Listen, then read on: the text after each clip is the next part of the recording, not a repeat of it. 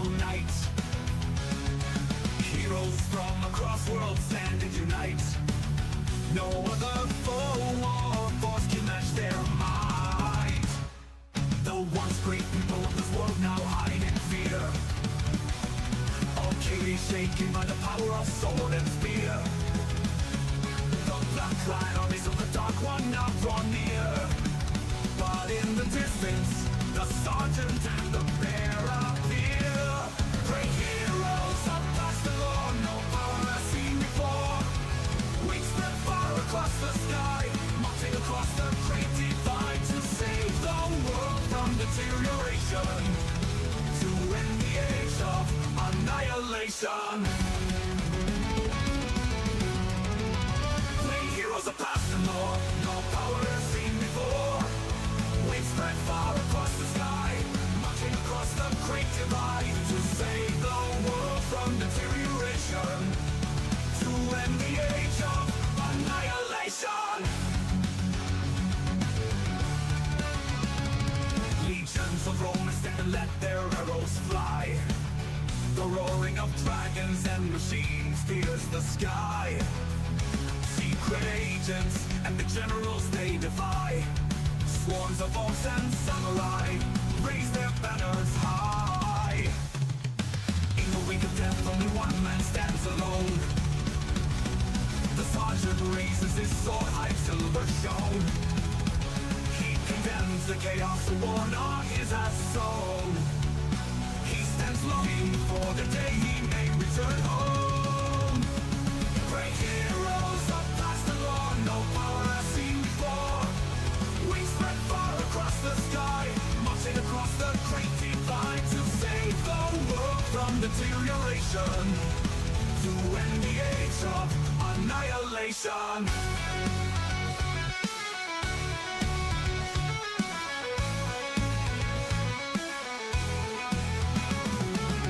Until the war for the world springs is won, they will fight until they're undone. But Achille will stand alone as one, and the bloodshed is finally done. Great heroes of past the law, no power has seen before. We spread far across the sky, marching across the great divide to save the world from deterioration, to end the age of annihilation.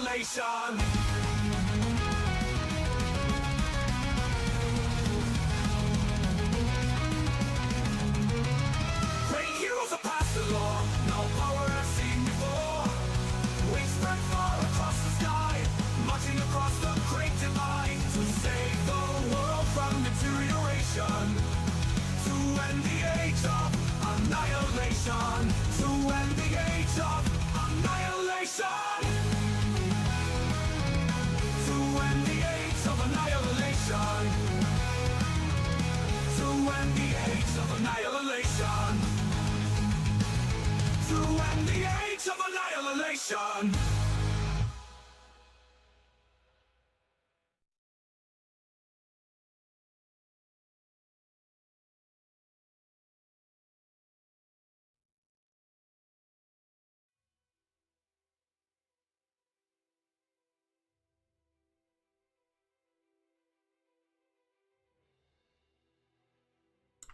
Welcome to ToV Live.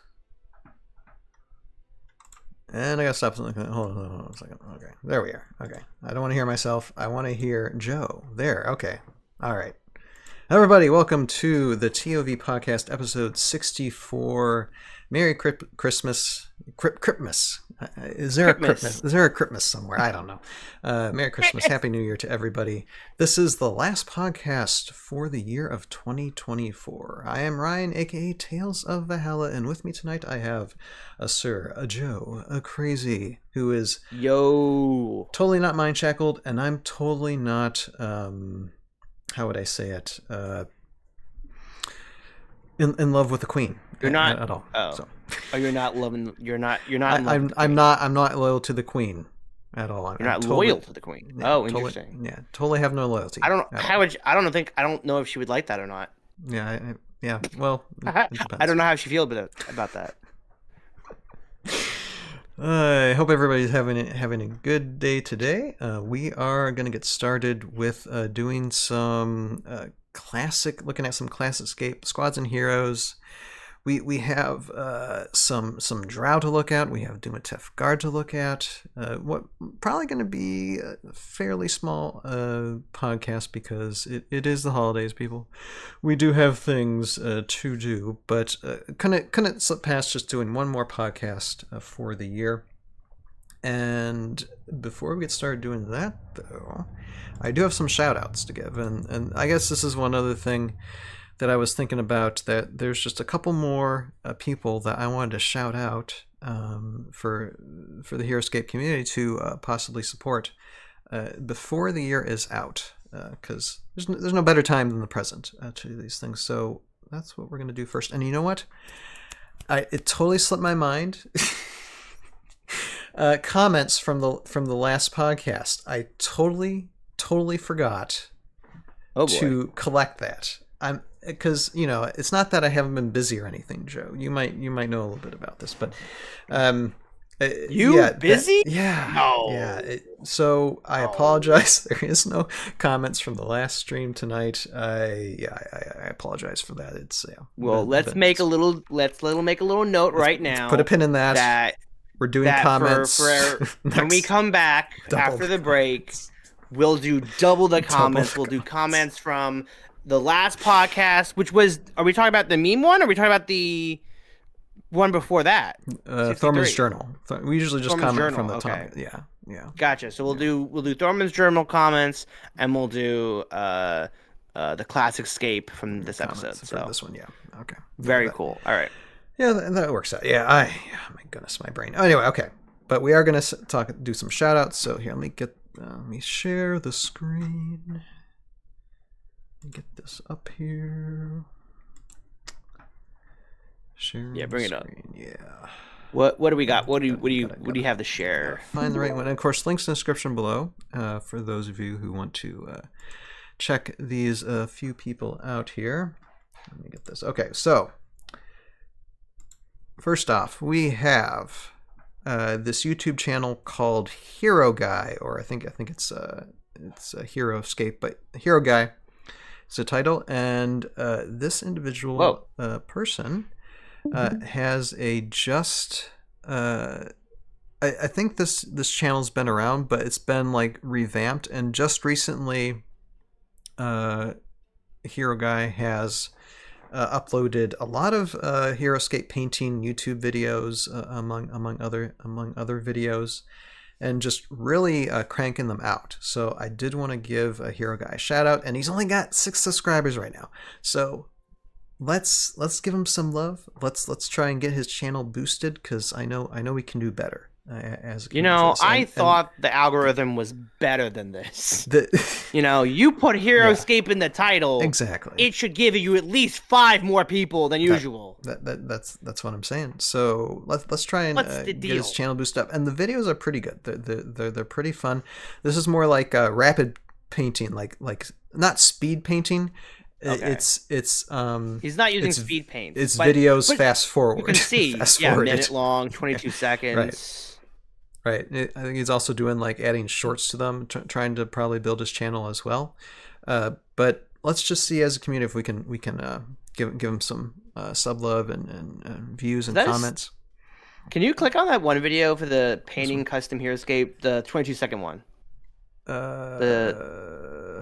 Nope. You're on the same page. Just move the mouse to the left or right. That one. No, not that one. The one, 22 seconds. 22 seconds. Oh, is it 22 seconds or 6 minutes and 22 seconds? It's 6 minutes and 22 seconds. It's 6 minutes. Yeah, click on that one real quick. I want to see what that model is. Okay. It says Necrotech Engineer. I thought it was. Yeah, it's from oh my god, I can't think of it. Planeswalkers. Okay. The Planeswalker figure. Okay. I saw the thing. I'm like, that model looks so familiar. You're like, yeah. And looks like super cool. Looks like. Gonna paint it up in the. Okay, and he's actually talking through this one. Some of the videos he's not talking through; it's just music. Okay. But still, he goes into great detail in painting these things. Yeah. Oh. Yeah. Very. Oh, that's good. dope. It's very good. very good Oh, I painter. love that. So I yeah, will. Okay, if you know That's so cool. what's going on. definitely give Hero Guy a subscription. Give him a boost to his channel, so that way he can make more of these paint videos. So we always need more painters, and it's cool because I think next year one of the things I plan to do is probably have a ToV podcast devoted to the painters of Heroscape. And so anyone who's a content creator who does paints, I'd like to invite them on, bring them on, have a discussion about the painting. Maybe we call it the joys of painting. I don't know. Or has that been taken already? I think so. I don't know. We'll work on the title, but We'll play with it. We'll workshop it. That is something I'm considering for next year because since a lot of the new Heroscape is going to be miniatures that aren't painted, it might be a good subject matter just to discuss it for like an hour and a half with some good painters and get some tips and such. So. And get their YouTube channels more well known. So that is Hero Guy, and then the next not even necessarily a YouTuber. I don't know if he might. I know this guy. Yeah, he might. This Escape Creator Patreon, again, link in the description below. Escape Creator, but also known on Facebook as Bart Us. And I have used Bart Us's 3D designs for 3D printing before in Tales of Valhalla itself. But one thing that Bart Us has been doing is creating new things like this orc cannon type thing, which looks just awesome. So he's really starting to do a lot more projects, and definitely support him on his Patreon. And then you can get downloads of these 3D prints as well to get them 3D printed out. You have the last email where he shows off the painted orc campground with the tents and stuff. Yes, I do have those, but I wanted to show this one. If you guys want to see all that stuff, go to the Patreon. Go to the Patreon and check out his stuff. He's got a lot of really cool stuff. Now, since his rebranding here to Escape Creator, his first thing he started with was Morrow line of sight blockers. Mm-hmm. Like he took, like imagine if you took the hive, the hives, and broke it down into different walls and shapes and structures to kind of just place around your map. It is the most beautiful thing I've ever seen. Yeah. I fell in love with this immediately. Yeah, I got some of those. Took my credit card, was like, where? I don't know when I'm gonna print them up, but I'll probably find time to print them next year sometime. Because they look great. They look great. Yeah, I can't wait. It's great. And again, link in the description below if you want to check these guys out. Justin says, "Isn't that the name of Bob Ross's show?" Yes. So we'll have to find a way to. the joys of painting. The joys of painting. Yeah, here I am. Stealing age-old ideas. Yeah, we'll have to like try to find a way to reframe it. We got to retitle. We got to find a way to retitle. Yeah. Justin, you got any ideas? What do you think? He wants to have a bunch of people in the community come on the show and talk about painting, why they love it. It's gotta have either Escape or a Valhalla in it. That's the only requirement. The joys of painting Heroscape, maybe. There you go. That we can instead of the joy of painting, it's the joys of painting Heroscape. The joys of painting in Valhalla? Valhalla. It's more than Valhalla. just a joy. It's POV. Joyous. POV. But yeah, definitely give Escape Creator a look at the very least. If you can, I mean, it's like even if it's just $1 a month, give him some support because he's doing a lot of creative endeavors there. So definitely check him out. So what I'm going to do next is here. I'm going to go right here, and we'll just hop right into the main segment. Then we're ready. All right, we're ready. Yep, and we are of course going to do. Taking a look at Squads and Heroes, Class Escape, and we're just going down, again, alphabetically, the list as what appears. Painters of Valhalla. Justin, there you go. I like that. See, there you go. Like POV. POV. Now, actually, someone needs to make a YouTube channel. That Painter of Valhalla. Yeah. That Take YouTube that. tag hasn't been used. It's not. I mean, it's not going to be. I don't paint that much, but Painter of Valhalla is a great. Great title. Maybe Josiah will take up on that mantle and have. Roguescaper's pretty good though. Roguescaper's pretty good. That's a good name. But yeah, that's a great idea, Justin. All right. Thank you, Justin. Let us go to the next segment. Okay. So, what are we starting with? And again, link description below if you are you want to check out all the classic escape stuff on heroscapers.com. And number next is Deepwyrm Drow. And I guess I'll read through this first. Okay, so let's go through the stat card first, Joe. Deepwyrm Drow from Utgar, Drow, Common Squad, Warriors, Tricky, Medium 5. We have 1 life. There's 3 miniatures while an emergency vehicle is driving by my house. Just give it a minute. Move of 6 spaces, range of 1, attack of 3, defense of 3, 70 points. Special abilities are poison weapons. Each time a Deepwyrm Drow attacks a small, medium, or large hero with a normal attack or leaving an engagement attack that inflicts at least 1 wound, roll a 20-sided die. If you roll 1 through 11, nothing happens. If you roll a 12 or higher, add 1 additional wound to the defending figure. Is that an auto wound then? Trying to understand. This is a lot of text. No. It's like if you get at least 1 wound, you're adding an additional wound. Okay, so it is. Yeah, I mean it is an automatic wound, but it depends on the adding 20-sided die roll. Gotcha. Yeah. Okay. If a Deepwyrm Drow is attacked with a normal attack, this is Hide in Darkness. This is the next ability. For those of you who are on the audiosphere, listen in. If a Deepwyrm Drow is attacked with a normal attack and at least 1 skull is rolled, roll a 20-sided die. If the Deepwyrm Drow is on a dungeon space, add 3 to your roll. If it is on a shadow space, add 6 to your roll. If you roll a 1 to 15, roll the defense dice normally. If you roll a 16 or higher, ignore all damage that would be inflicted by that attack. So that's kind of like an auto invincible shield almost, as long as you get the die roll. But that it kind of depends on whether or not you have the shadow or dungeon spaces on that terrain. So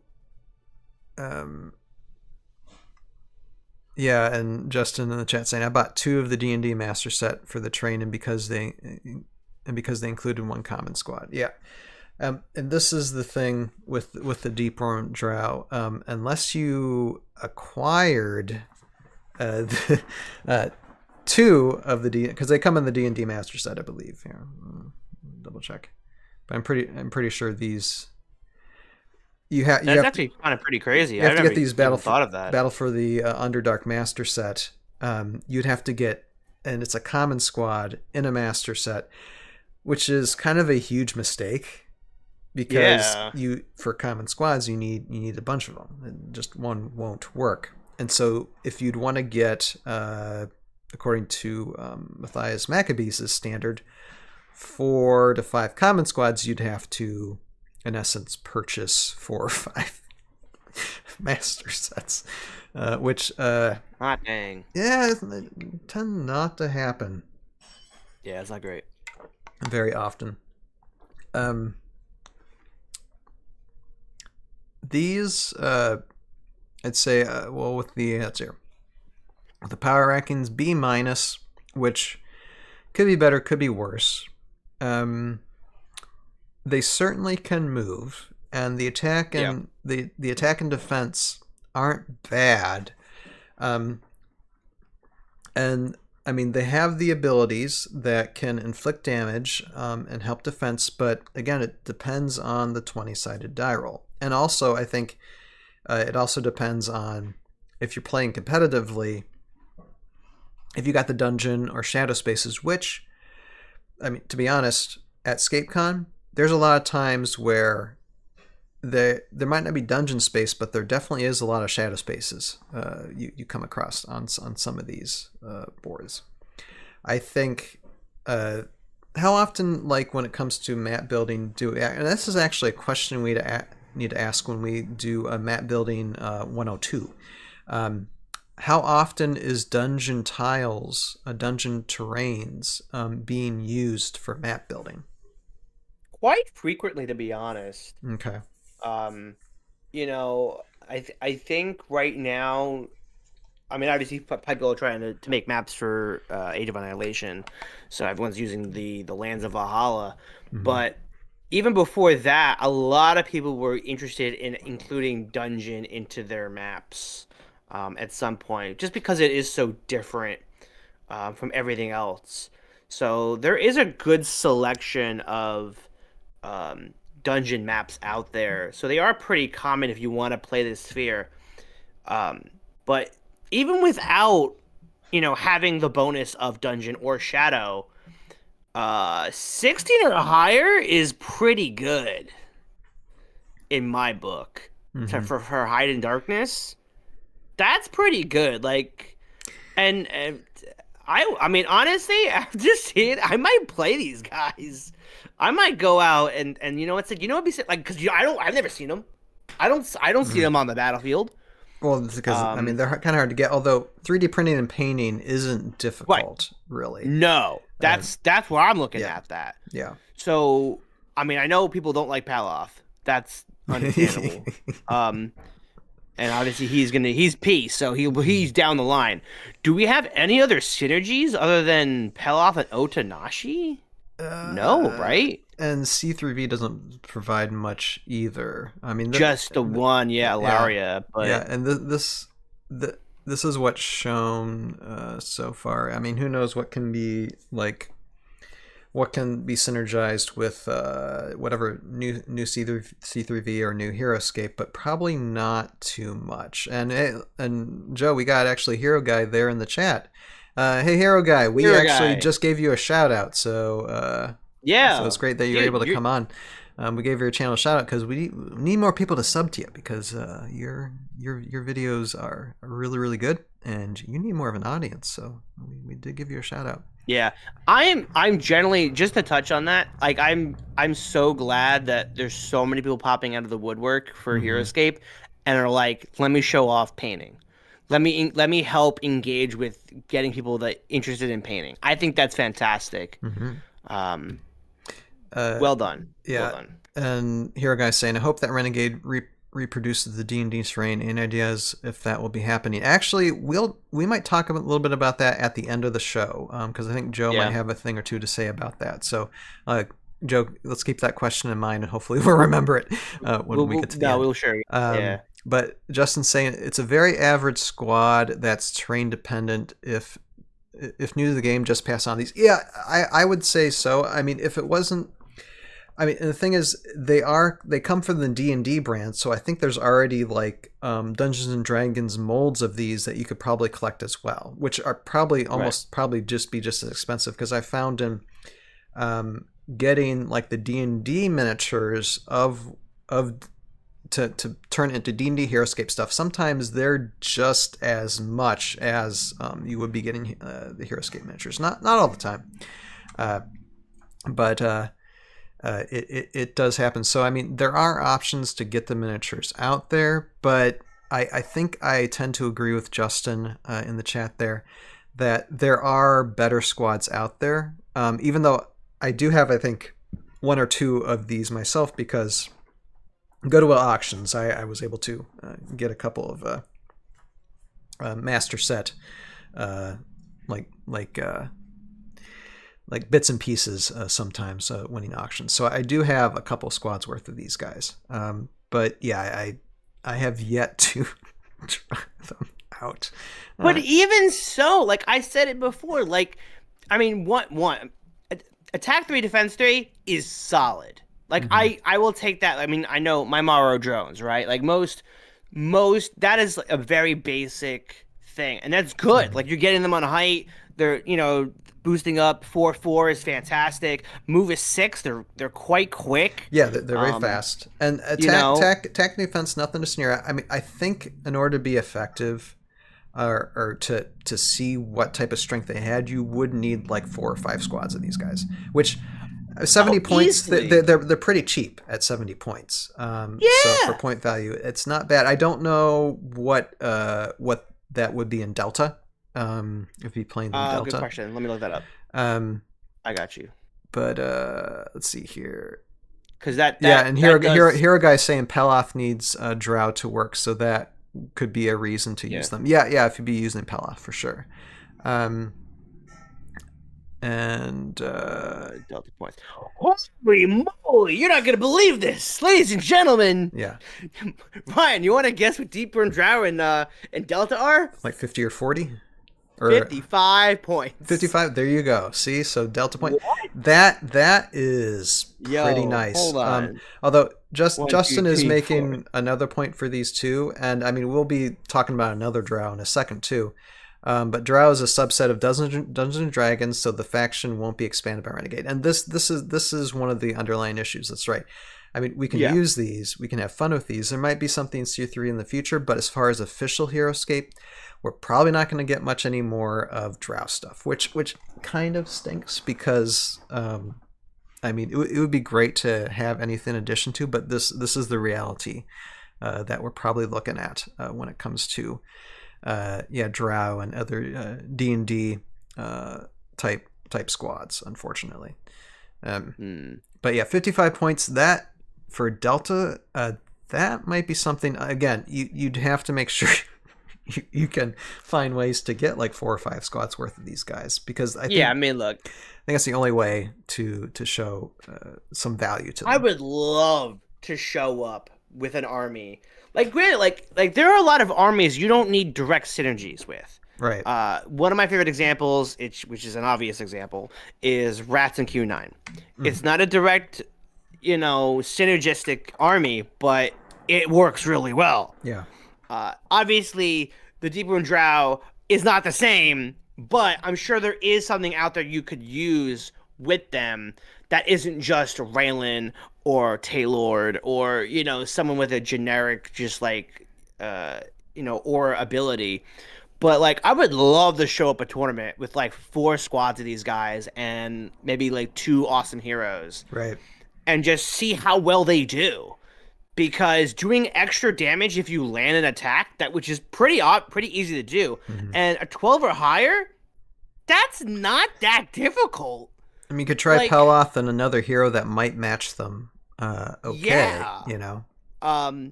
then Hiding in Darkness, like I said, 16 or higher, also not bad. I mean, look, I'm coming from the world of playing Malamara all the time, and everything's a 19 or 20. Or even dividers are 17. Like, that's not happening as often. Granted, if I do hit that 17, I'm getting a whole new unit.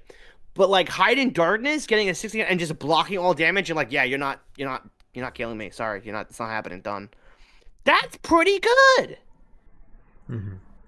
I don't know. Justin's saying C3 is classic custom, so likely won't have Drow either. Probably not. But could see something generic boosting D20 rolls to Utgar figures. Exactly. I wouldn't say that. Exactly. It's still connected to Utgar, so we might get something to boost them. Not Drow specifically, but something. Yeah.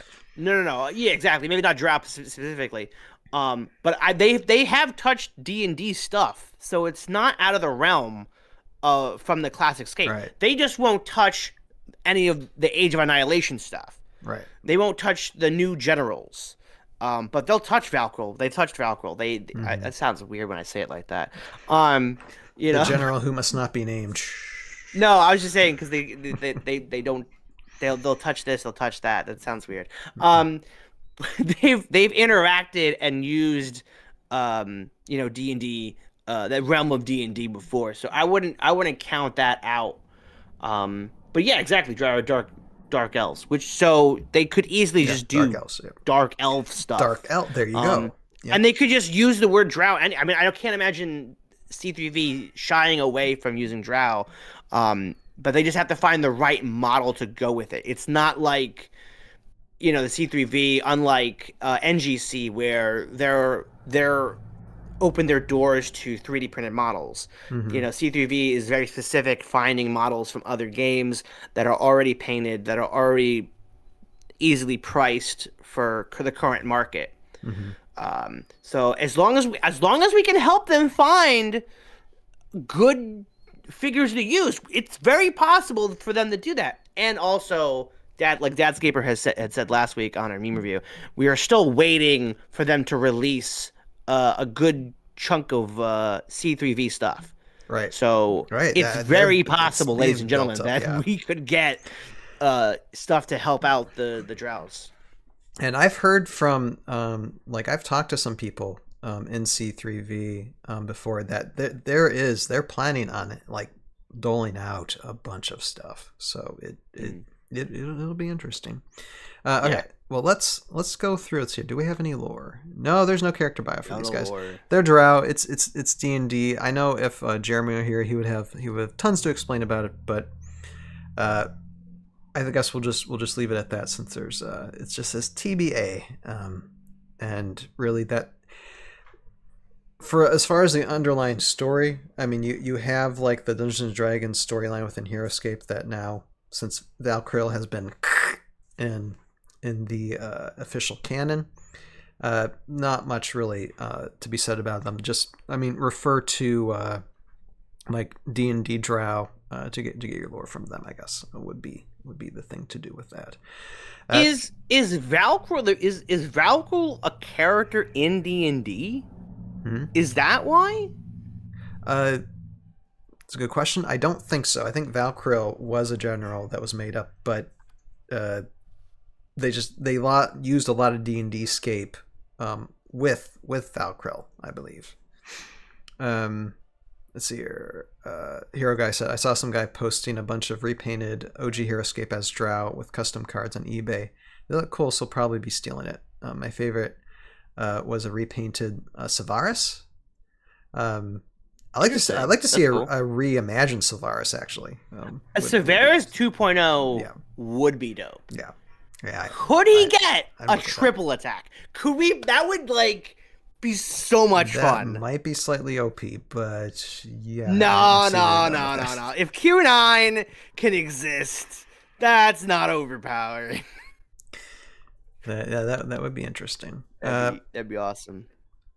But I guess we will. For those of you out there who are considering this Deepwyrm Drow, it might be something to pass on. But at the same time, still might be. This is the fun of Heroscape, is having these different types of miniatures to where maybe competitively, I still even think competitively might be fun, but just playing them out and seeing if Drow, D&D type style Heroscape might be your thing. Then consider getting them. There's multiple ways. You could 3D print them and paint them yourself. You can go through D&D minis, or you can you can try and purchase the original Heroscape Deepwyrm Drow and go ahead, try and be broke the rest of your life, basically. But it's still a fun thing to consider. So that is taking a look at Deepwyrm Drow for your Heroscape collection. All right, here I'm gonna just do a quick catch up here because I had Hero Guy, I think, say a couple other things here. Yeah, Justin's saying would love a reprint of Dungeon Terrain. Yeah, we'll talk about that near the end here. And here guys, thanks. Sorry I missed it, but thanks so much. No, it's fine. You can always rewind to see. Be kind, rewind, as they say for the live streaming. Okay, I guess we'll just move on then to the next. The Chainfighter. Yeah, the Chainfighter. Now, this will be an interesting thing. Joe, do you want to read through this one? Yeah. Give my voice box a little bit of a break. Yeah, no, please. And I gotta say, for the Chain Fighter, I always thought that was a C3V unit. Every time anyone ever talked about it, I always thought it was a C. I thought it was always a custom. Uh-huh. I did not know this character existed realistically. But yeah, so we got the Drow Chainfighter. He's an Utgar common hero. He's a guard. He's wild and a medium 4. And as a common hero, he has only 1 life. Move is 6, range 1, attack 4, defense 4, a whopping 25 points. And he's got 2 abilities. He's got Chain Grab. After moving and before attacking with a Drow Chainfighter, you may choose an opponent's small or medium figure within 3 clear sight spaces, whose base is no more than 6 levels above that Drow Chainfighter's height, or 6 levels below that Chainfighter's base. Roll the 20-sided die. If you roll a 9 or higher, place the chosen figure on an empty same-level space adjacent to that Drow Chainfighter. If the chosen figure is engaged when it is moved by Chain Grab, it will not take any leave engagement attacks. And of course, Hide in Darkness. And I'll just reread that for anyone. Repetition does help. Repetition is helpful. Well, this will be its own segment anyway, so that's fine. Yeah, true. Hide in Darkness. If a Drow Chainfighter is attacked with a normal attack and at least 1 skull is rolled, roll the 20-sided die. If the Drow Chainfighter is on a dungeon space, add 3 to your die roll. If he is on a shadow space, add 6 to your die roll.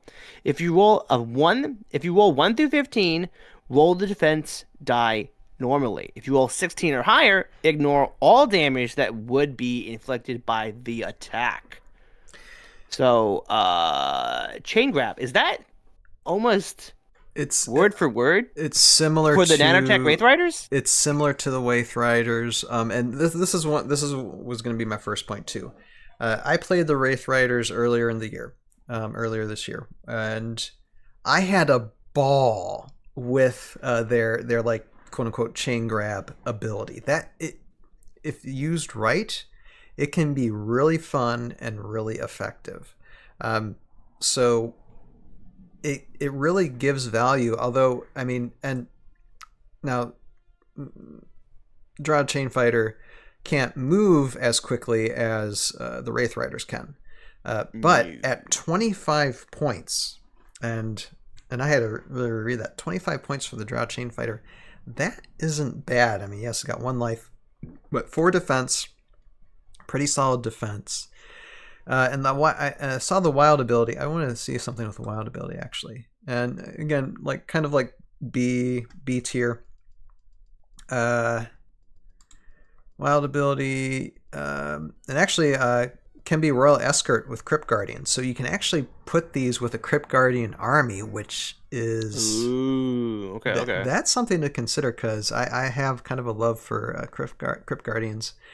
A little bit of synergy with Warden, Peloth, Otanashi. Yep, he is a guard. Yep, he's a guard.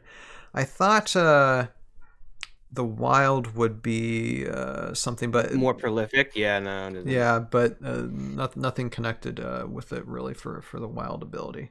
Maybe because it's a small figure. I thought for sure there were other synergies that had the wild, but might be with like a unique hero or a bigger hero. But even so, I feel like that. I do hope that Renegade goes through all of Class Escape and just sees like what was something that they haven't expanded on. Mm-hmm. You know, like 'cause I feel like that I might have mentioned it multiple times. I do feel like I repeat myself quite often with some ideas, Mm-hmm.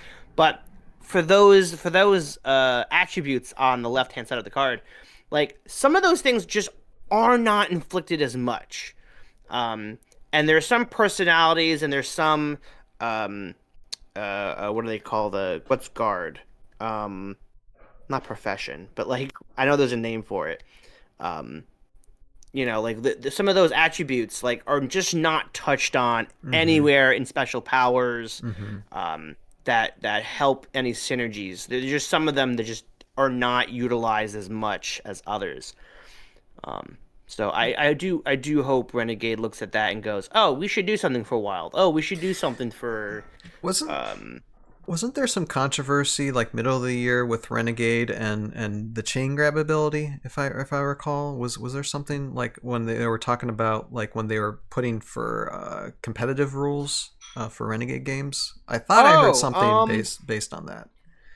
I'm trying to remember specifics. I mean, look, I can go back and look at that Armada. What do they call it? An Armada? I don't know. Correct me if I'm wrong, guys. There's a list of things. I think right before Gen Con, they had put out a thing. Yeah, like a rule competitive rule. Yeah, stuff. like a rule clarifications thing. That they had. I don't remember anything with chain grab. Okay. That's no one enforced it. Yeah. Yeah. I don't remember anything with chain grab. I just remember the thing with the common cards, and I remember the thing about being able to have multiple certain things in your armies, or it was. I remember the stupid stuff. I remember like the dumb, holes that I think Chris Perkins found that were like, oh, let's have multiple squads of Amara warriors or something. It was like, the dumb things. Mm-hmm. But there could have been. But yeah, no, I actually read it. It is almost word for word chain grab for the Chainfighter and the Wraith Riders. So it might actually be 9. Not you do 9. So it might be something fun to add to like the.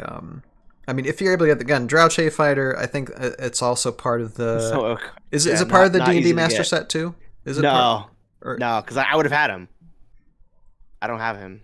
Okay, so it is or isn't part of the D&D Master Set? It is not. Okay, so it was this an expansion one came box. in Collection Champions of the Forgotten Realms, Collection 11, D1. That doesn't mean it's going to be any easier to get, though. No, it doesn't. Even though I think I have, again, like one or two of these. At least I think one or two. But I might try them since it does have chain grab to use with an Isonek army with Wraith Riders. I don't know. At 25 points, what are the delta points for that too? It might just stay the same, or might even be more expensive because of chain grab. I don't know. No, I don't think so. Yeah. 20. They're 20 points. 20 points. They went down 5. Good grief. I don't know. I mean, maybe they lessen the points for these Drow just because it doesn't synergize with much. But at B, deciding B tier, these might be, yes, they're unused, but it doesn't mean you can't use them. There might be uses for these. I mean, I could be just totally spewing. Anytime I've ever seen a unit go down in points like that, people start to notice and start using them. Like I would like to see, well, that's what happened to the what are the Jandor horses? What are what are those called? The cavalry? You talking about? The cavalry. Yeah. Those went down in points, and then I think a bunch of people saw my one battle video when they were going up against the Morrow dogs horses. God, I can't think of those names. My brain is fried. Wraith Riders? No, not Wraith Riders. The Grok Riders. Grok Riders. Yeah. Yeah. So it was them against them, and people were like, "Dude, these guys are actually pretty good in numbers, especially on Delta. They're really cheap." Not everybody wanted them. And then ScapeCon East 1 came around, and it's Jonathan completely demolished almost like every single event using them. Lot of business for Roguescaper and Dice Bear Prince. Yeah. People were like, oh, we need to get these pronto. So, I mean, it's very possible this could happen for the Deepwyrm Drow and the Drow Chainfighter. Very possible. A renaissance, maybe, So... Oh, and here a guy saying the D&D figure equivalent is cheaper than the Heroscape figure, but still expensive. Yeah, and that's the financial cost. And what we're talking about is point cost for tournaments, though. But yes. Again, like getting like original D&D miniatures from the D&D rather than Heroscape sometimes is better cost effective, but but it's still going to cost something, especially if you're looking for commons. And again, if you're playing the common squad way, you want to get at least like 4 or 5 of these guys, because there's strength in numbers when it comes to common squads. If you got like 1 or 2 common squads and want to play competitively with them, I would say, try it, but I wouldn't bother too much unless you have at least 4 of these. And find a way to make them work, unless of course you're like trying to balance out the points, because you might only be allowed like a 300 or 400 point army to where you're limited in what you can bring. But you should always, try and aim for that, to get as many commons as possible if that's how you want to play. And Hero Guy there is a bio, I have by to the buy way. it to use in tournament. There. Oh yeah. Okay. Well, let's look in the bio. There is a bio. Oh, is there? We got onto a tangent with the competitiveness of this unit. That's fine. Yeah. Like I said, the point value, like to like Drow Chainfighters, and then the previous Drows that we talked about, 55. Like you could get a bunch of these miniatures on a battlefield for very low points, and just wreak havoc if you really wanted to. But anyway, let's see here. What is this saying? Yeah, the bio isn't actually a bio though. It's just truth. It's just information. Saying what we're saying. Yeah, I'm reading through this. For our audio listeners, I'll read through it Go for ahead. you guys. It just says character bio, Truth's front page description. The Drow Chainfighter is a new common hero for Ukar. At 25 points, he may not look like much at first, but looks are deceiving. His chain grab ability is amazingly versatile. After moving and before attacking, you can roll a d20 for the chance to grab a small or medium figure and pull them adjacent to you. Add to that fact that he has hide in darkness like the Deepwyrm Drow before him, and you've gotten potent new low-cost common hero to populate your armies. So, and here a guy saying I have to buy it to use in a tournament. One thing I might consider is that if I'd want to just try these out in a tournament setting and I want to get like at least 4 common squads, I can just take my 3D printer back here, just print out some very simple prints of them, and then just like paint over and just use them as the proxies. I've done that before with other squads as well. So that it, like I said, as long as you have like some original ones, just to show what they look like, you could have some proxies that don't have to look like specifically, as long as they're in the same shape, and where you can just throw them in there. For most tournaments, that is acceptable to use. They're usually pretty good about that. not I wouldn't say for like obviously the Renegade Guardian. one. No, the Renegade. No, for the we're not Renegade. But for the the local tournaments that have been doing these for a while. Right. I assume that everybody has at least one in their area. I'm just now interested in using Drow Chainfighter because, like I said, the synergy with the Crypt Guardians is kind of huge. It is kind of huge because I do. Those things are just tanks, tiny tanks, and with the chain grab, that would be interesting to use. And here guy says, for sure I've used other units as proxies for stuff I don't have. Exactly. You just got you got to figure out what will work with what for that, for sure. But I have to interrupt for a second. Yeah, go ahead, Brian. Joe. You said Tiny Tank. Do you remember Tiny Tank? Tiny Tank is Tiny Tank was a PlayStation 1 video game. Really? Yeah. I might have I remember seen my it buddy before, playing but... it. It's one of those games where it's like it's raunchy, but it's like it's about a tank that talks and he runs around and shoots everything. We're talking about like Conker's Bad Fur Day or something to that. Kinda, yeah. Oh my goodness. Yeah, I think it was more for like teenage age and not adults, but like, Gotcha. But yeah, it was in that like level of like he'd like run around and like call people like names and things. Oh, and, good grief. Yeah. But I figured I had to mention that. If anyone remembers Tiny Tank, please let us know. Pop culture reference right there. Yeah. Or tiny, like 90s. Is it 90s? 90s or early 2000s PlayStation? 99. August 99. Okay, so still Yeah. 90s. All right. That's funny. Well, that, I guess, is taking a look at Drow Chainfighter. Really, to be perfectly honest, get just as a filler, they might be fun to have, especially since you got the Isonex. You can kind of like maybe build a whole chain grab army. Yeah, exactly. Chain grab army. Why not? Having one or two of these common heroes might make a difference in a game. So that is taking a look at Drow Chainfighters for your consideration for your Heroscape collection. All right. Now let's move on to the last one for this podcast for just taking a look final, and it's actually quite poetic that at the end of 2024 this will be the last unit we look at for the year, so that's really cool. But here is taking a look at a Dumutef Guard, Utgar. It's actually, how would you say that? Is that another name combination? Fiontooth? Fiontooth. I would assume it's like a saber tooth and it's what would be like a but it's again another like Minotaur combo type, name combo. we don't have any.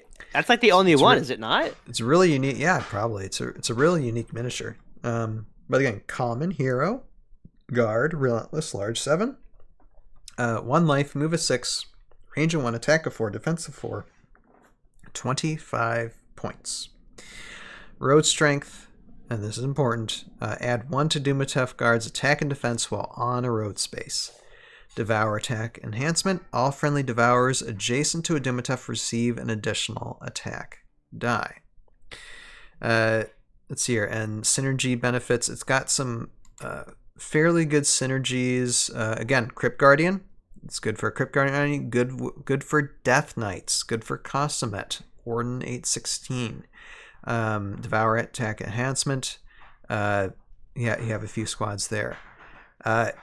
I really I've played Dumutef a little bit this year, and this is one for 25 points and a common hero. It's great. You could get like 2 or 4 out there with your army, and yes, it could go down quickly, but at the same time, it could end up being so annoying to your opponent that it's like, how do I get rid of this thing? And he just especially if you're say playing competitively and you got a Dumutef Guard on a road, because then its attack and defense now is 5 and 5. And then if there's any height to that, exactly. Makes it a 6 and 6 is like, what? Yeah. Yep. That's brutal. Yep. So yeah, it's fun, and especially there is a combination for Dumutef Guard in an army where you have AOA Raylan, Levy Attack, Death Knights, and Dumutefs. And I tried this army out during ScapeCon. It was pretty fun. It was pretty fun. Again, if the point value if on Dumutefs were higher, you'd probably think about it more. But at 25 points, and I don't know what they are for Delta. I think they might be a little bit higher. I think maybe 30, possibly. But still, for those points, such good value for them to bring them on the battlefield, especially in a lot of say competitive maps. You got roads, you have roads, and so you can definitely use that to your benefit with these guys for sure. Now, if I may ask, when you use them in your AOA Raylan army, did you push them out first, or did you have them for insurance? When did you use the Dumutefs? It depended on what army you were facing and what type of map you're on. Sometimes it's good to get 1 or 2 out early to see if they can cause damage. Sometimes it's worth holding them back until the end, until like, because you have like say Raylan and Levy Attack, they're more of like an attack first, not defend yourself at all type of army. So they're just in there. They're meant to get in there and wipe out your army before your opponent can even think. Right. So depending on what army you're up against, it might be good to have them first. But you really have to think about it. You do, because some of my like the 2 losses that I had, I think was mostly due to the fact that I didn't use my Dumutefs well. So you really do have to think about how you're going to use them. Yeah, because I would assume that I would throw them out there and hope that they would hold their ground a little bit and allow the Death Knights to come up a little bit fast, because Lovey Attack and Raylan can be pretty quick. You know, a flying character with either 5 or 4 movement can still get up pretty quickly, a lot quicker than the Death Knights. So with the Dumutefs having that move 6, having them hopefully hold their ground would be pretty beneficial. So I assume that's what I would do. But I was just curious to know what you had. Well, yeah, your experience that you actually played with. Right. Well, and I mean, I tried that one. Like, if I remember specifically, there was one time where I had to do a Dumutef Guard. Like, and I don't remember how many I had in the army, like 2 or 4, but I had them out, and I was hoping that they would stand their ground. But I think that's one thing you can't rely on them, is if you are specifically relying on them to hold their ground against like multiple enemy units, reconsider that, because they might go quickly. Now, all it takes is one terrible defense roll, and that might happen really, really quick. So, yeah, I mean, sometimes you might not have a choice. But, yeah, that lost me at least one game, thinking that way. So, but, again, with the Unholy Bonding, with Death Knights and Unholy Bonding, depending on how the map is, what opponent you're faced against, you can decide on the fly with the bonding synergy whether or not to use your Raylan Levy Attack advance, or just use Dumutefs right away. Oh yeah, because you can just put all the order markers on Death Knights and then just roll with the punches. So really fun. That is the beauty of bonding, yes. And especially when you have bonding with many options. Like I said, they're just so cheap. 25 points just blows my mind. It just absolutely blows my mind. Yeah, and for anyone possibly thinking with this, Dumutef's Dumutef Guard, 15 points. 15 points delta. Seriously? Wow. I wish I was. Wow. Yeah, why aren't we using these more? Come on. Yeah. Because, I mean, there was one event. They'd be killing it. One event, I'm sure you remember it in 22 when we went to EscapeCon 2, someone brought like 15 Dumutefs to an art. I have event. Almost that much now. Actually, no, I think I got half that amount. Okay. I think, still enough to play, to play competitive. For sure. Game. Yeah. But like, imagine bringing that many. What is that? You have to bring extra tiles. That's 30. That's 30 spaces. Heck yeah. That's what I'm talking about. Well, and the whole battlefield was just taken up.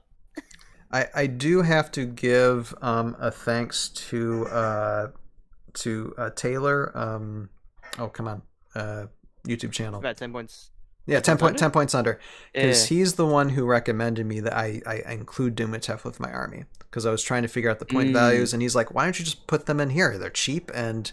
You're good to go. I mean, they might not do much, but at least they're there. And I mean, for the point value, they could possibly do something. I'm like, thank you. So yeah, I know I'm sticking with it. I think it's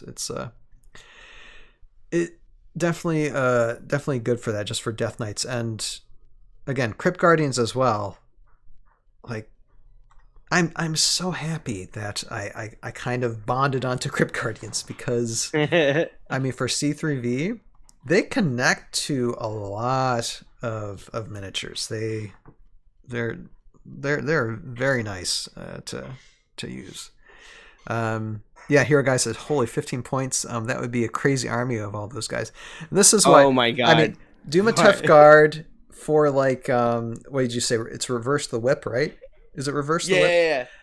Yeah. There have people that have had fun on reverse the whip before, especially on ScapeCon, just dumping Dumutef Guards on people. It's turned into a standing joke, but I think competitively with these guys, there are, especially with Renegade stuff, might consider using them. I certainly have.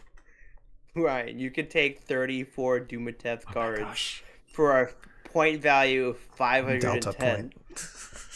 Just that's in Delta.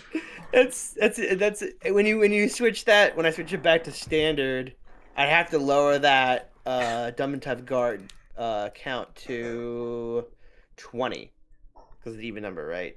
20 of them. Well, and they limit. I mean, obviously for competitive, they limit how many. You sure, some events do, but they're not. Not every event has. I have to go to the event and be like, okay, I need your Dumutef, I need your Dumutef, I need your Dumutef, I need your Dumutef, I need your Dumutef. You know, all your Dumutefs belong to me. It could be as a joke to bring that many, but like I don't want to face deal with that many Dumutefs. Especially if you're on a map that's got road. Yeah. Holy hot moly. dang. Yeah. Holy moly. I mean, yeah. Again, it's only one attack. You know. Right. So, you know, so one attack per order marker. I mean, you have to think about that. So this definitely, it would be tough against a common squad army. It would be tough. I mean, they might put up a fight, but it would just be so easy to whiff that die roll. Then your Dumutef's out. You know. Yeah. So I mean, there are events where like at a singleton event would be pretty ideal. Well, not even. No, you can't. Singletons are you have to take only one of the army card. Gotcha. It would have to be like a hero only event. Mm-hmm. Like only bring heroes. So in that case, you could just bring a bunch of Dumutefs. Dumutef. That would be fun. Anyway, this is the fun of Heroscape, where you can consider these guys competitively, but also just have a ton of fun with them. And again, purchasing them online, they are a Heroscape specific design. They are relatively cheap to get it, though. I think they came with the Road to Forgotten Forest.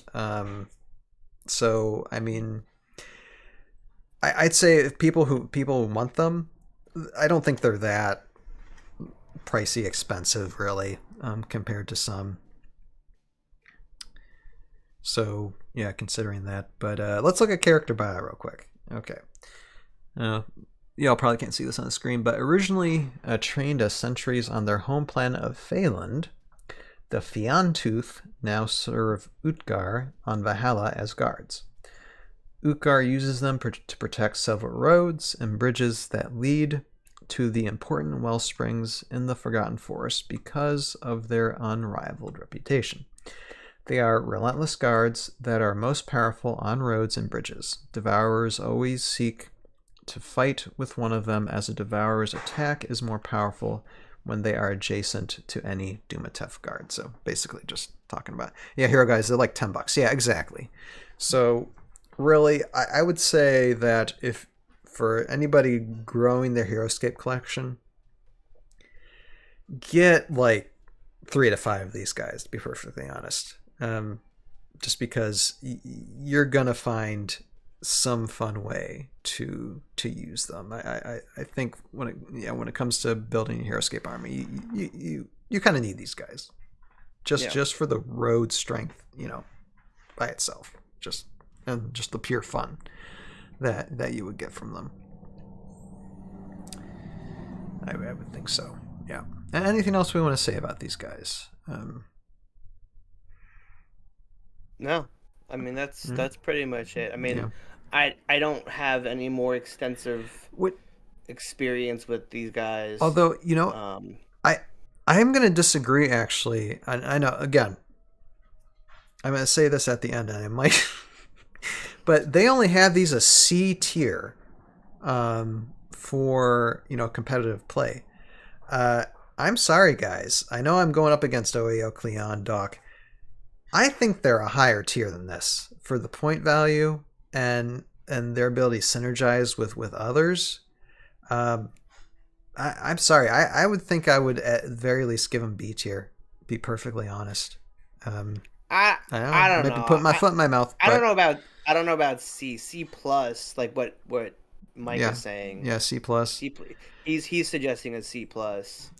I would probably say like B minus, actually. They B should be given a notch up. Yeah. I don't know. I mean, I could be totally wrong in it, but I think C. I mean, obviously, tier what is if a we, little low. what is that? Last time they mentioned that was back in 2019. Yeah. It was last edited in 2019.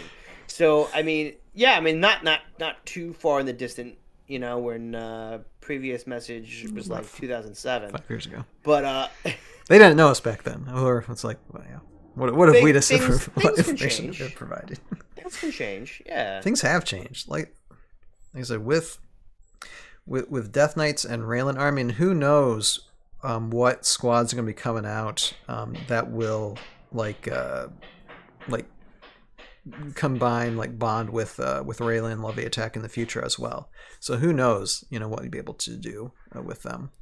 Here, a guy says, I have 2 that I've never used. The one time my friend had him, he died in 1 hit from a common squad, so we never tried him again. Well, this is one thing too. I mean, common squads, same rule applies with common heroes as with common squads.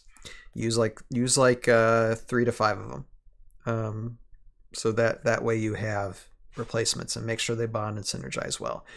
I mean, 25 points makes it less painful if you kill them, but they definitely shouldn't be the main force within. Again, these probably be backup. These are just the fillers. The fun fillers to really give your opponent as much a headache as possible with this competitively.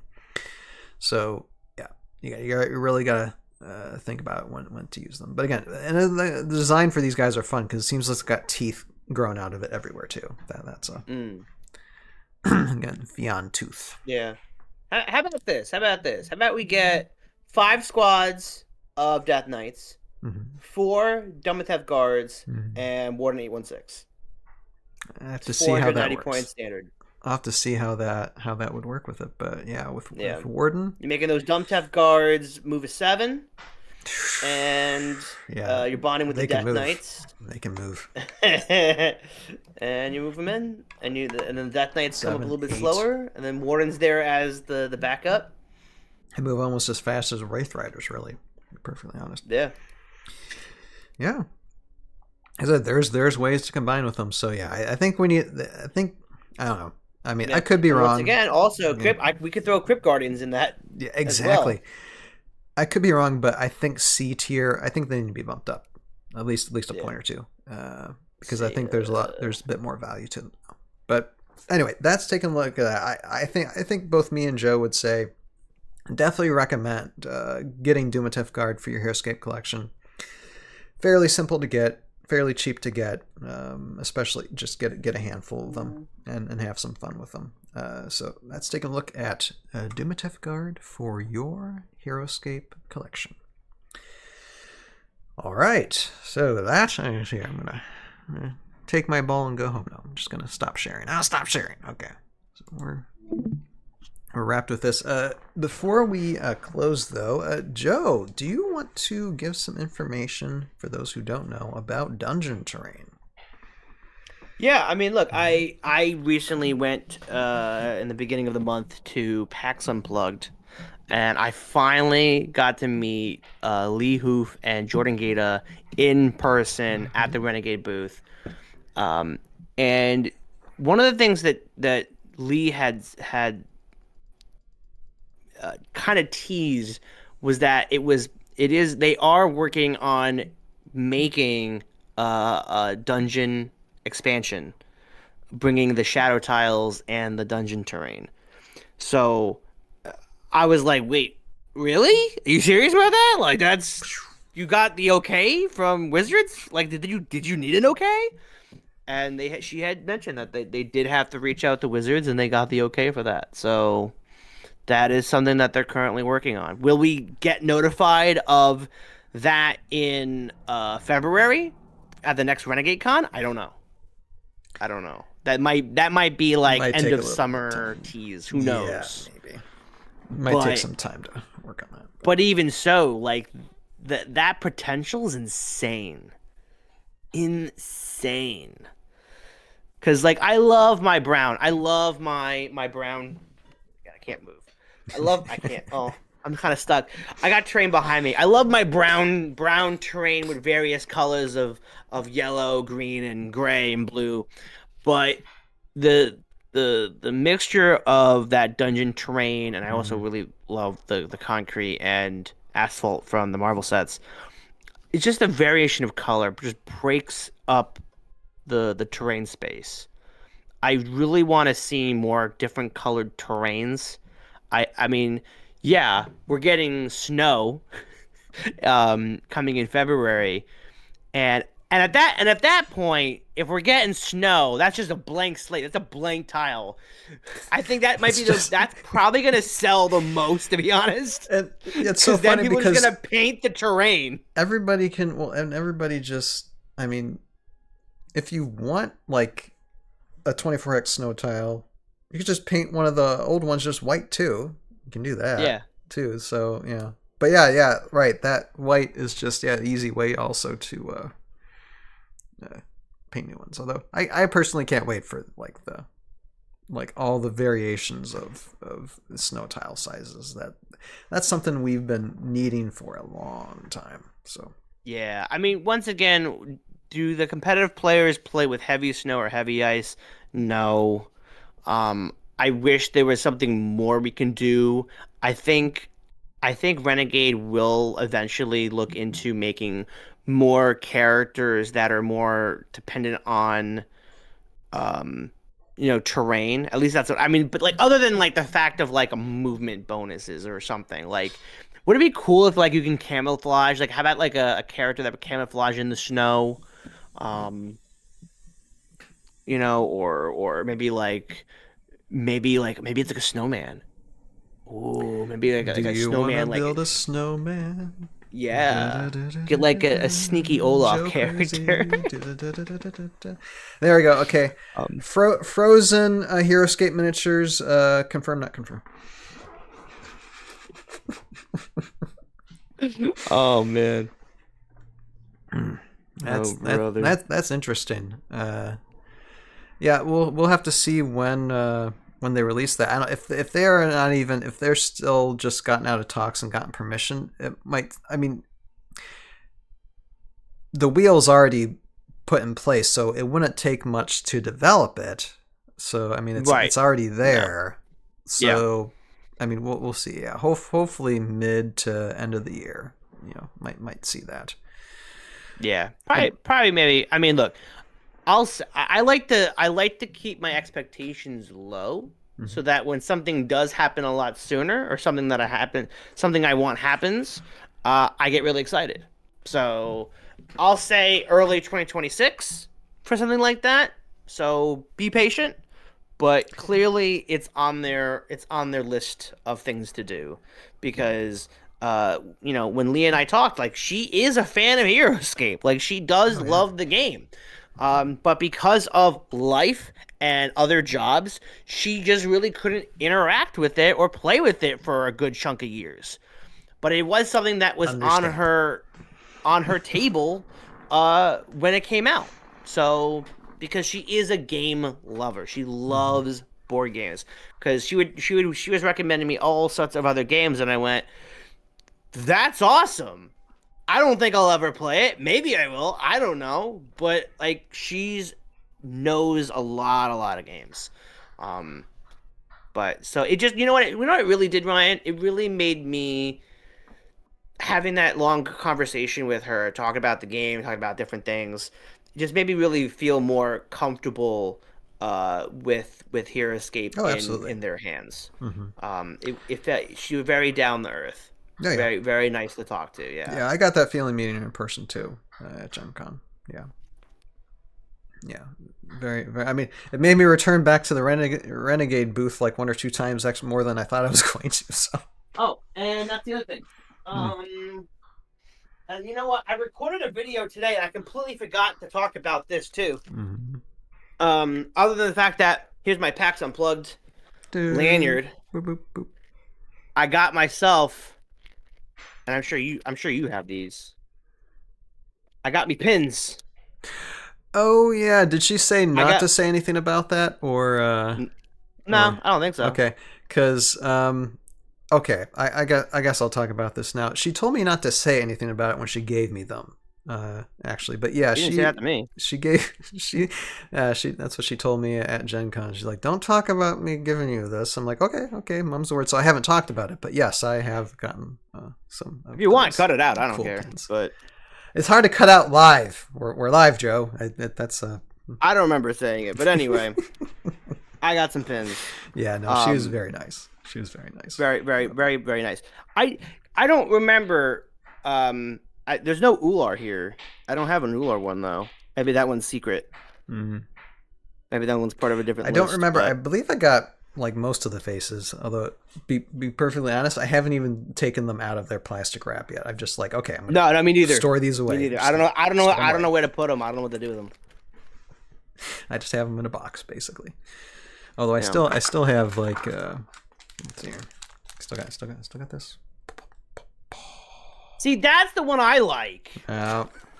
They need to just distribute those out again. The purple one's kind of cool, but like this, need a message pure Lee silver is like the coolest. That's so clean. Lee, we need more of these. Just produce more of these first, because we just I'll buy them. I don't care. Yeah, exactly. We need more merch.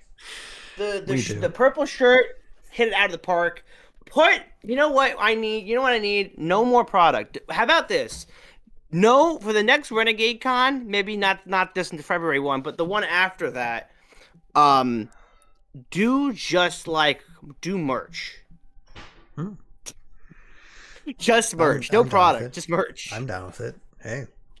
If anything, put the pins with the merch. I don't know. Contact Peter Jackson, have him start developing something, It's like We could walk through Middle Earth. We could walk through Valhalla anytime.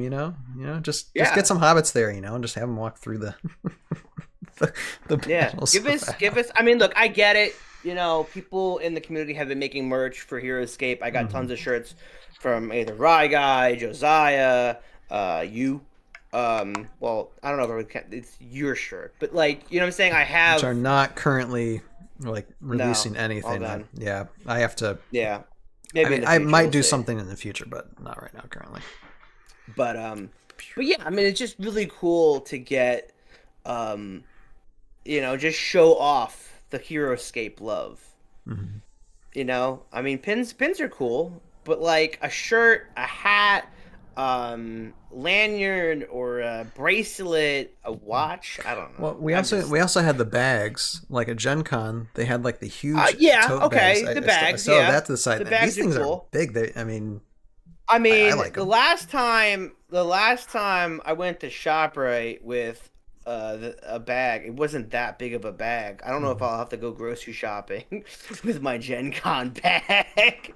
Probably come out with the amount of $400 if I filled it up with how groceries are these days. But I like them. It's folded up in there, but it's good to transport a bunch of stuff. Just merch, just some cool merch, Absolutely. Well, that's good to know. So on that note, I guess we will close out the stream then for tonight. Joe, do you want to give any shout outs or just plug away, I guess?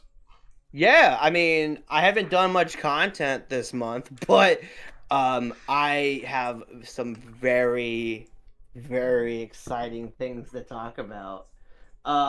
So I I recorded a video today. I'm gonna record another video tomorrow. I want to get something out before Christmas.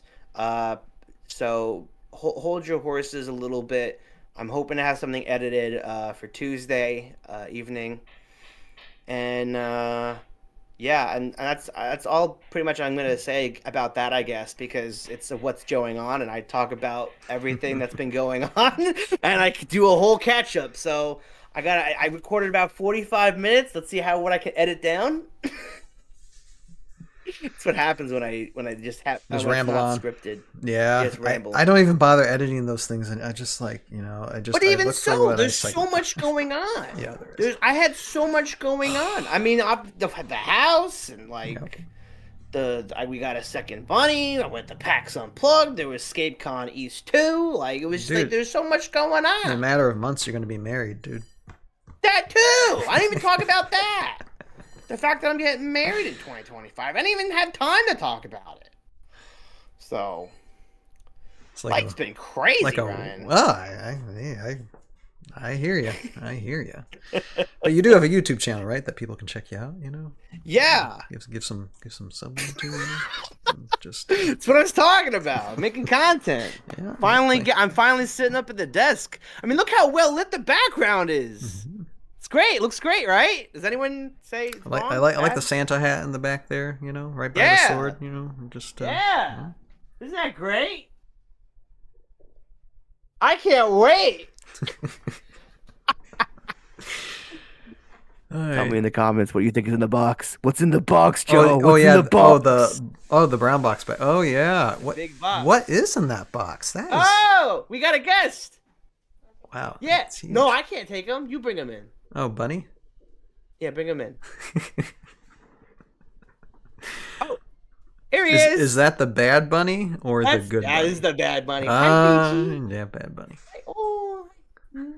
Here, guy says, "Congrats, Fiji. Joe." Yeah. Joe's got a lot going for him. Thank you, Fiji. Evie would Jill would never be able to pick Evie up. She'd be really? Okay. The bunnies. She would be like she wouldn't. It wouldn't have never been possible. Fiji's a little bit more lax in that sense, but yeah, there's Fiji. That was crazy. Thank you, Jill.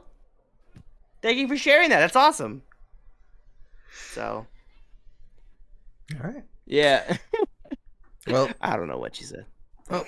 All right, thank you, Joe, for that. Yeah. And of course, I am Ryan, aka Tales of Valhalla, and I have always got something going on. Even though I am winding down for the end of this year, guys, it's been a great year. I'll just say that since this is kind of, I mean, I will be streaming. I don't know if I'll be streaming this Wednesday because it is Christmas Day, and I'll probably be not at home.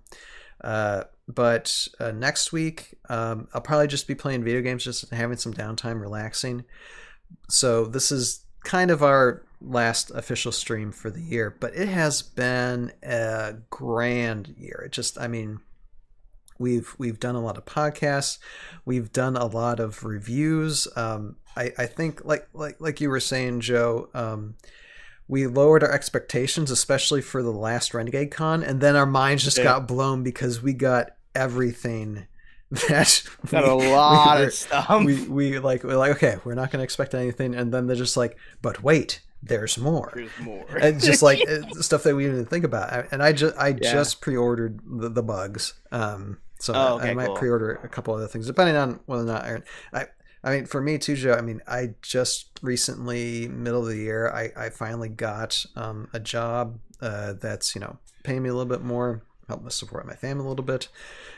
So I am keeping a bit more busy, but I'm still trying to maintain, because as far as like this YouTube channel got the ability to get members, super chats, and stuff like that to first step into monetization of the channel. So that's cool. And at 600 subscribers, that is really difficult to do. So it's a huge thanks to all of you out there who watch, like, and share this content. Must be doing something good for y'all to stick around. So I am very grateful for that, and I thank everybody who is part of this ToV community so much. It means so much for everybody out there who is a supporter in one way or another. So thank everybody. Next year, there's some things I can't really say much about next year, but next year, I mean, the past 10 years of doing this, and yes, in a couple months, we are going to have a 10-year anniversary stream for this YouTube channel, which just, it blows my mind that not only that I've been doing this far, that I'm still here to, celebrate it. So that's great. I mean, there's probably going to be things again with Source. Hopefully, within the next few months, we're going to be getting Source stuff from Adventure Together Games and seeing what that stuff's all about. Renegade ain't stopping with their stuff, so I think we're just going to have as good, if not better, year 2025 as we had this year. So, like I said, I don't think we've seen nothing yet, and here's to Justin says best channel on YouTube. Oh, I appreciate you, Justin. Thank you so much. Yeah, that does really mean a lot. There's a lot of YouTube channels. Are you sure about that? Yeah. there's a lot of. I don't think you understand how many YouTube channels there are. Much, yeah. I mean, and Justin also creates YouTube, and I have to shout out Justin's channel sometime down the line. I would have to get the link for it. I don't have the link for it, but Justin runs a YouTube channel too that actually is a pretty good. It's actually based off of trains, and it's really interesting YouTube channel. So I'll have to shout that out sometime down the line, Justin. But he knows what it's like to maintain a YouTube channel, and he does a good job with that channel as well. But yeah, so much to look forward to. Got a lot to plan for. So we will see. But again, next week definitely be streaming, playing more Lego Star Wars. Just video game downtime, the Skywalker saga. It's been fun doing it. Yeah. Source. Hopefully coming soon. I can't wait to unbox those things. So stoked. Yeah, absolutely. But again, okay, we're just rambling on, so I will close us out. Again, thank you everybody for watching. Merry Christmas. Happy New Year. Here's to a grand 2025. You have a purpose in your life. Find it, pursue it, live it. And we'll see all of you next year. Later now. Bye-bye. Later. Bye-bye.